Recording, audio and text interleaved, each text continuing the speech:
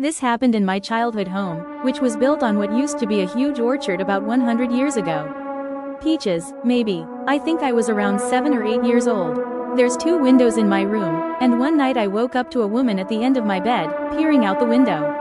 I don't remember what she was wearing, but I thought she was my mother and called out to her. She turned to look at me, smiled, and shook her head. "No, sweetie, I'm not your mother. Go back to sleep." So I did and didn't really think much of it because she didn't scare me. I had a pretty rough childhood and cried myself to sleep a lot of nights, and on several occasions I remember feeling someone pat my head and pull the covers over me right before I fell asleep. This stopped right around when I started middle school, though I continued to randomly lose keys and books and things around the house until I moved out. Usually yelling, "Hey, can I have my keys back, please?" into an empty room meant I would find them right in the middle of my desk where I literally just checked a few minutes earlier. Now, here's one of the scarier ones.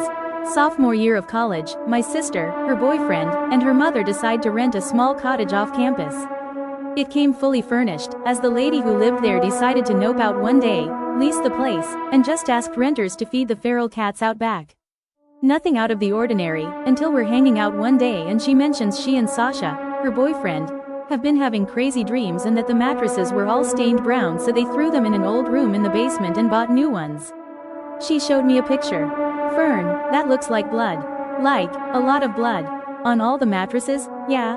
Well, it doesn't matter, we just chucked them in the huge unused storage room in the basement." Anyway, she invites me to stay in the guest room for a few days at the end of term, since we're all gearing up to drive back to NYC afterwards.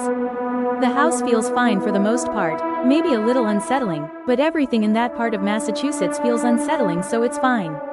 We have dinner, I help her bathe her dogs, and ask about the laundry situation. "Oh, it's in the basement. I'll show you." I'm still holding a dog at this point, and as soon as she opens the basement door and starts going down the stairs, the dog starts growling and flipping out and clawing at me to put him down, so I do. He sits at the top of the steps and starts whining at my sister to come up, but my sister tells him to be quiet and tells me to hurry up. The second I started going down the stairs, I want to vomit. The hairs prick up on the back of my neck and my hands go clammy. There was the feeling of something looming in that basement. Something very heavy with a very heavy gaze. The basement's completely unfinished, just concrete floors and rusty old pipes. Fern points to the rusty metal door at the other end of the room. That's where we stacked the mattresses. There's a pool table in there too. Wanna see? She walks over nonchalantly and opens the door with a bit of effort.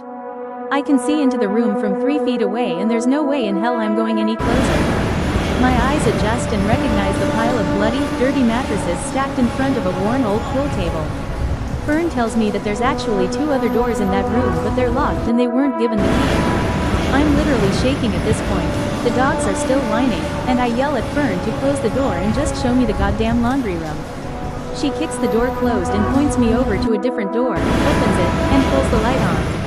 There's an old washer and dryer with a large, long metal table between them. Upon closer inspection, there's a rusty red smear that goes from the top of the washer all the way down the table. The rest of the room is filled with old, rusty junk. Old beams and sheet metal and broken furniture. The single bulb doesn't come close to illuminating the entire room, so it's like standing in a spotlight. The feeling of being watched is nearly unbearable, like a low, heavy ache in my chest. I say something about getting the laundry and Fern says no, it's okay, wait here and I'll get it. And she fucking runs off.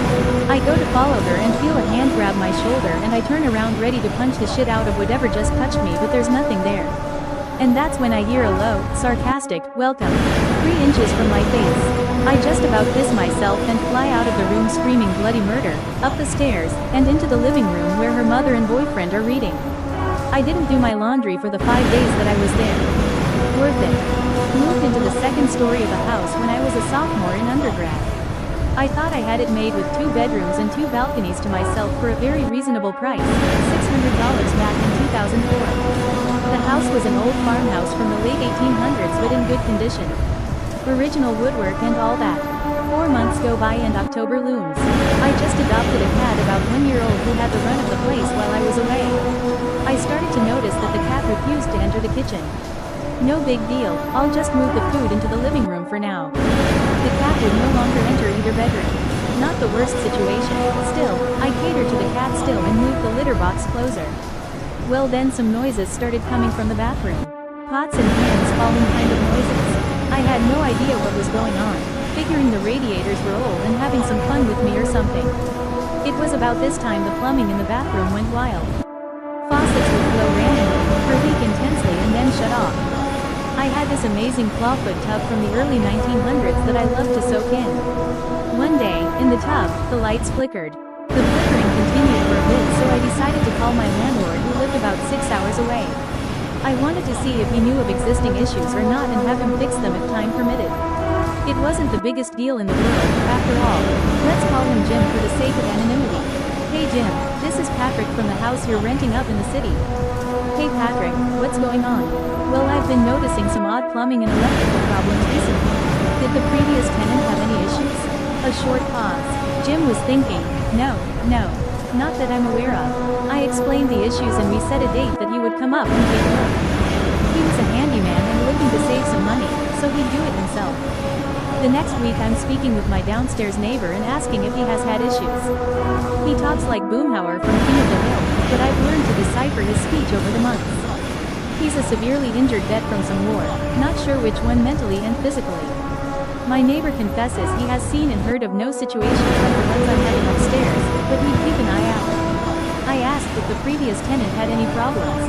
He stared me down. You didn't know? I shake my head. Apparently the previous tenant was the original owner of the house. She sold it 20-some odd years ago to the current owner, Jim.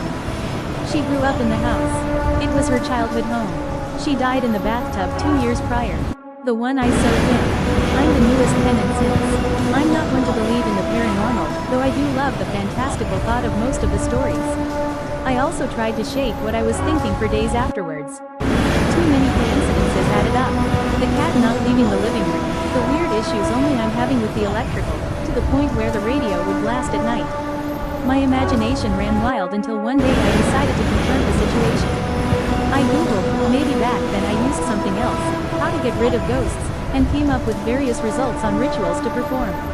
I decided on a relatively lazy one, because why go to effort if I don't really believe in this shit, right? It involved sage, some words, some cardinal directions. Doesn't matter, I didn't do it. I put a nail on the wall that was shared with the bathroom. From that nail I hung some dried sage and a piece of paper printed at my local college. It's embarrassing to think about it now, but I pointed at the paper and loudly proclaimed, to an empty bedroom, hey, lady. We're cool here, but if we're not, then I'm going to perform this ritual step by step. Do you know what happens then? I don't, so let's just be cool. After that I didn't have any random radio explosions or leaky faucets. My landlord came and plunked around a week later anyways, trying to ascertain where my issues were. A year later I was getting a new lower neighbor. Within the next 3 months from my stance his cat died.